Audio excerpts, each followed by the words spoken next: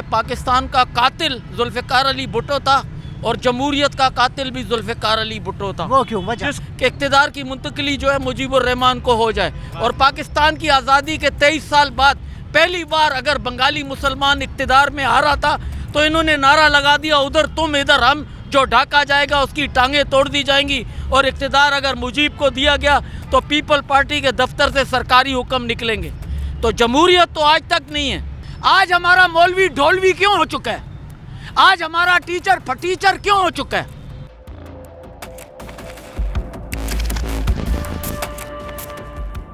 پچھلے دنوں ایک بندہ بڑا مشہور ہوا تھا، عمران خان کا وکیل شیر افضل مروت. جی جی جی وہ گرفتار ہو گیا، اس حوالے سے کیا کہنا چاہیے؟ جی میری عمر اس وقت 71 سال ہے. میں یونیورسٹی گریجویٹ ہوں.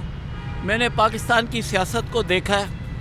لیاقت علی خان مرحوم اسی لیاقت باغ میں ان کو 15 اکتوبر 1951 کو شہید کیا گیا، اور اس کے بعد سے آج تک پاکستان میں جمہوریت نہیں ہے. محترمہ فاطمہ جناح کے ساتھ بھی غیر جمہوریت کنڈا استعمال کیا گیا تھا. شیخ مجیب الرحمان کے ساتھ بھی غیر جمہوری کیا گیا تھا. اور میں اسی لیے لوگ مجھ سے ناراض ہو جاتے ہیں. میں یہ کہا کرتا ہوں کہ پاکستان کا قاتل ذوالفقار علی بھٹو تھا اور جمہوریت کا قاتل بھی ذوالفقار علی بھٹو تھا. وہ کیوں وجہ؟ جس کی وجہ سے یہ کیونکہ شیخ مجیب الرحمان کی 163 سیٹیں آئی تھے اور ذوالفقار علی بھٹو کی 81 سیٹیں آئی تھیں، وہ بھی پنجاب اور سندھ میں. اور اس کو بطور اپوزیشن لیڈر پاکستان کی قومی اسمبلی میں والنٹری طور پہ اس کو کہنا چاہیے تھا کہ میں بیٹھوں گا، تاکہ یحییٰ خان مجبور ہو جاتا کہ اقتدار کی منتقلی جو ہے مجیب الرحمان کو ہو جائے. اور پاکستان کی آزادی کے 23 سال بعد پہلی بار اگر بنگالی مسلمان اقتدار میں آ رہا تھا تو انہوں نے نعرہ لگا دیا ادھر تم ادھر ہم، جو ڈھاکہ جائے گا اس کی ٹانگیں توڑ دی جائیں گی. اور اقتدار اگر مجیب کو دیا گیا تو پیپل پارٹی کے دفتر سے سرکاری حکم نکلیں گے. تو جمہوریت تو آج تک نہیں ہے. ایوب خان جب بیٹھا ہوا ہے تب بھی جمہوریت نہیں تھی. ذوالفقار علی بھٹو تو خود چور دروازے سے پیر پگاڑا نے فون کیا سکندر مرزا کو، بھئی یہ بچہ 12.5 پڑھ کے آیا تو اس میں ایڈجسٹ کرو. سکندر مرزا نے اس کو وزیر تعلیم بنایا بغیر کسی الیکشن کے، بغیر کسی شے کے، چور دروازے سے آ کے بیٹھ گیا. پھر جب اسی کابینہ میں ایوب خان جو ہے وزیر دفاع بھی تھا، حاضر سروس، فوج میں سروس بھی کر رہا ہے اور ملک کا وزیر دفاع بھی ہے. یہ کدھر ہوتا ہے؟ یہ ڈیموکریسی ہوتی ہے. پھر اس کے بعد ایوب خان کی جو مسلم لیگ تھی اس کا یہ جنرل سیکریٹری تھا ذوالفقار علی بھٹو. اور محترمہ فاطمہ جناح کے ساتھ جب بےایمانیاں کی تھی تو ایبڈو کا قانون بنا کے اس کو زبردستی ہروایا گیا محترمہ فاطمہ جناح کو. اور اس وقت ذوالفقار علی بھٹو ساتھ ساتھ تھا اور سارا ٹرانسسٹر ریڈیو ہوتا تھا، نیوز پیپر ہوتے تھے، اس میں بول دیا صبح کو خبر آ گئی او جی ایوب خان کا گلاب جیت گیا اور محترمہ کی لالٹین ہار گئی. یہ کیا ڈرامے ہیں؟ وہی ڈرامے ہو رہے ہیں عمران خان کے ساتھ. اور اگر عمران خان کو اندر کیا ہوا ہے تو اگر مروت لے کے اس کو چلا ہے تو کون سا اس نے خرابی ایسے کر دی ہے؟ جو کون سی ایسی اس نے خرابی کر دی ہے مروت نے؟ آدمی پھٹے گا، میں بھی پھٹوں گا. 71 سال عمر ہے، میں اپنے آپ کو پھاڑ دوں گا. میں پاکستان کے ساتھ یہ ہماری عوام کی حالت آج تک درست نہیں ہوئی. ابھی میں پیدل آ رہا ہوں ہاتھ میں سوٹی لے کے، میرے یہ مہرے ہلے ہوئے ہیں، شوگر ہے، بلڈ پریشر ہے. اور جتنے بائک ہے فٹباری کے اوپر سے جا رہے ہیں، چلنے کا رستہ نہیں ہے. میں بیمار آدمی ہوں، 71 سال میری عمر ہے.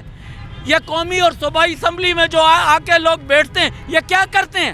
وہی لوگ چہرے بدل کے آ کے بیٹھ جاتے ہیں. ہم معصوموں کو یہ سارا برا حال ہے. اور ملک کے اندر منشیات عام چل رہا ہے.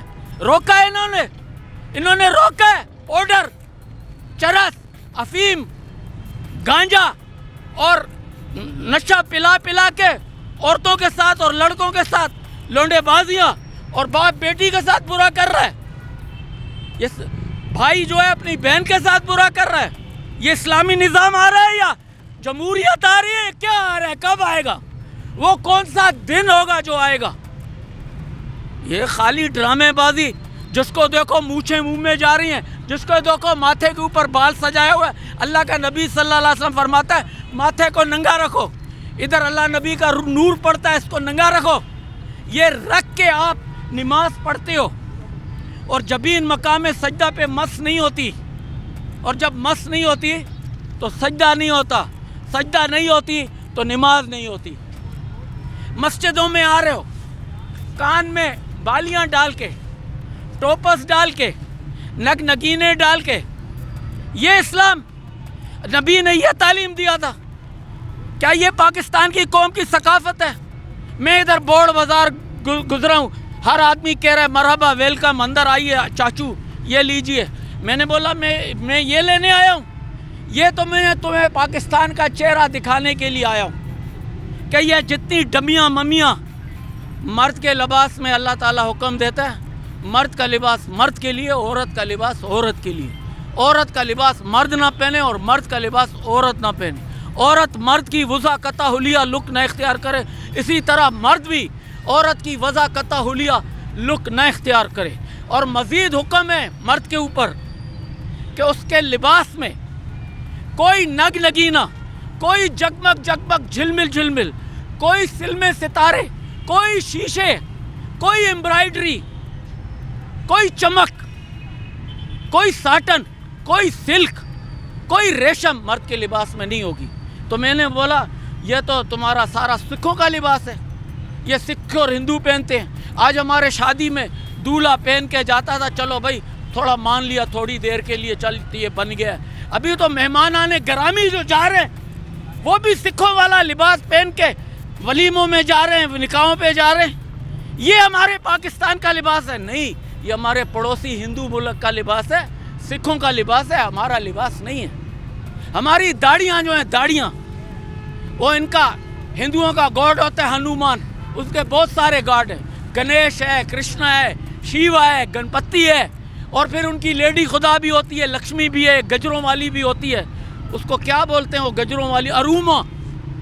ہاں، ہم لوگ کو پتہ ہی نہیں ہے۔ ہم لوگ کی داڑیوں کے رخ جو کسی کو ہنومان بنا دے رہے ہیں، کسی کو گنیش بنا دے رہے ہیں۔ ہماری بیٹیوں کے نام نتاشا، رمشا، ایشا، مونیکا، شبیکا، سارے سکھوں کے، ہندوؤں کے، یہودیوں کے۔ کیا قوم جو ہے پاکستان، چلو نبی کے راستے سے ہٹ گئی تھی، اسلام سے ہٹ گئی تھی، پاکستانی ہونے سے بھی ہٹ گئی ہے؟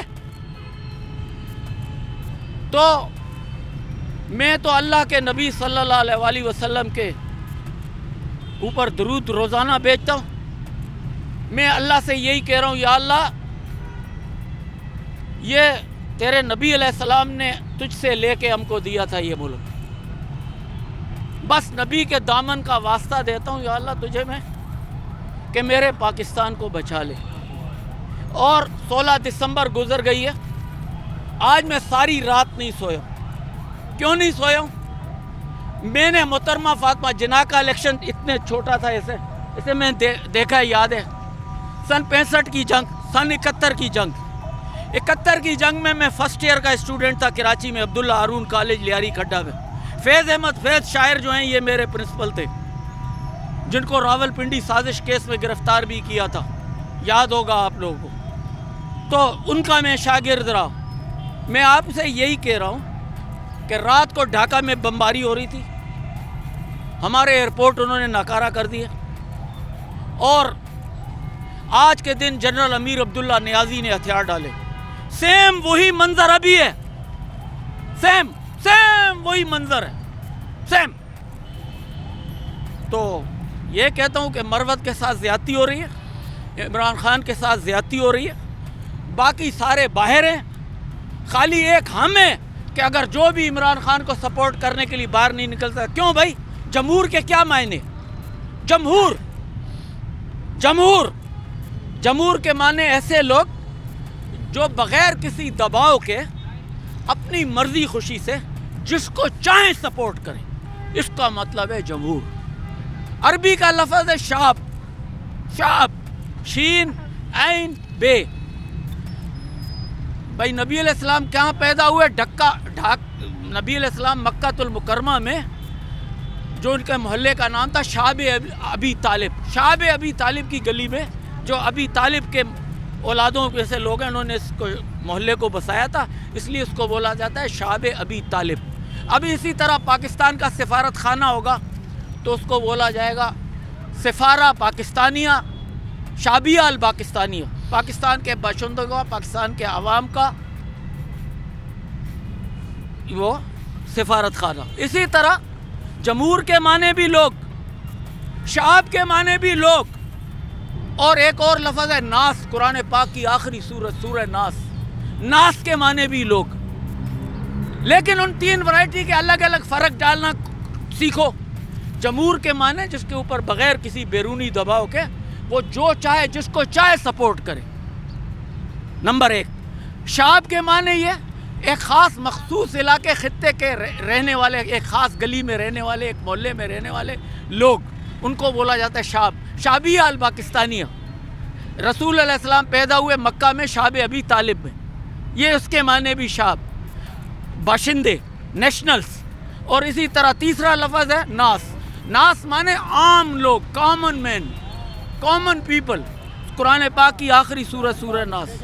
اسی طرح سے میں نے ابھی کسی صاحب سے پوچھا تھا جس دن رائے ونڈ جا رہے تھے، تو میں نے کہا حضور سلام علیکم، رائے ونڈ چلیں؟ بولا ہاں جی، کیسے پتہ؟ میں نے کہا آپ نے پیچھے جو ہے اپنا بیگ اٹھایا ہوا ہے، بچکا سا اٹھایا ہوا ہے۔ تو میں نے بولا حضور ایک بات پوچھوں، ناراض تو نہیں ہوں گے؟ بولا نہیں، آپ پوچھیں۔ میں نے کہا قرآن پاک کی سب سے پہلی سورت جو اللہ نے نازل کی وہ کون سی تھی؟ بولتا ہے سورہ اقرا۔ میں نے بولا اگر قرآن پاک کی فہرست کو دیکھتے ہیں تو کہیں بھی نہیں لکھا ہوا ہے سورہ اقرا، ادھر تو کچھ اور لکھا ہوا ہے۔ پھر ساتھ ہی اس کے پوچھا، بولا ان سے پوچھیں۔ میں نے بولا آپ بتا دیجئے۔ بولا انہوں نے صحیح تو کہا ہے۔ آج ہمارا مولوی ڈھولوی کیوں ہو چکا ہے؟ آج ہمارا ٹیچر پھٹیچر کیوں ہو چکا ہے؟ اس کا نام ہے غار حرا میں حضرت جبرائیل علیہ السلام تشریف لے کر آئے، اللہ نے فرمایا نبی کو سلام دے دو میرا اور ان تک یہ آیتیں پہنچا دو۔ 5 کی 5 آیتیں ایک ساتھ اتری ہے۔ کون سی والی؟ سورہ علق، اقرا بسم ربک الذی خلق۔ دوسری آیت میں اس کا نام ہے خلق الانسان من علق۔ اس سورہ کے نام علق ہے۔ اور ہمارے لوگوں کو کیا پڑھاتا ہے مولوی جس کا میں نے رکھا ہوا ہے نام ڈھولوی؟ وہ بولتا ہے سورہ اقرا۔ اس کا نام سورہ اقرا نہیں ہے، اس کا نام سورہ علق ہے۔ ہمارا مولوی پڑھاتا ہے بیٹا الحمد شریف، کا قرآن پاک کو کھول کے دیکھو کدھر بھی نہیں لکھا ہوا ہے الحمد شریف، یہ تو تم نے اپنے آپ سے نام دے دیا الحمد شریف۔ قرآن پاک کھولتے ہیں 99 نام، اللہ کے 99 نام ہے، اس کے بعد صفحہ کھولتے ہیں اوپر لکھا ہوا ہے سورۃ الفاتحہ، ادھر تو نہیں لکھا ہوا ہے الحمد شریف۔ تو مولوی تم نے اپنا نام کیوں دیا؟ تم نے اپنا نام کیوں دیا؟ ان بچوں کو تم سکھاتے ہو الحمد شریف، اس کا نام الحمد بولتے ہیں تبت یدا، او بھائی اس کا نام بتا، بھائی سورہ لہب ہے، نام طریقے سے سکھا۔ تو پچھلے 40 سال والے ٹیچر کا میں نے نام رکھا ہوا ہے پھٹیچر، اور پچھلے 50 سال کے مولوی کا میں نے نام رکھا ہوا ہے ڈھولوی۔ بھلے ناراض ہوتے ہیں لوگ، میری گردن کاٹتے کاٹ دیں، لیکن غلط بات نہیں سنی جائے گی نہ وہ۔ اور دوسری ایک اور بات بتاؤں، ہم لوگ ان ٹیچروں سے نہیں پڑھے تھے جو پھٹیچر تھے۔ یہ مروت کے ساتھ زیادتی ہو رہی ہے، عمران خان کے ساتھ زیادتی ہو رہی ہے، اور پاکستان کے عوام کی غالب اکثریت عمران خان کے ساتھ ہے۔ جو کرنا ہے کر لو۔ بہت شکریہ۔ السلام علیکم۔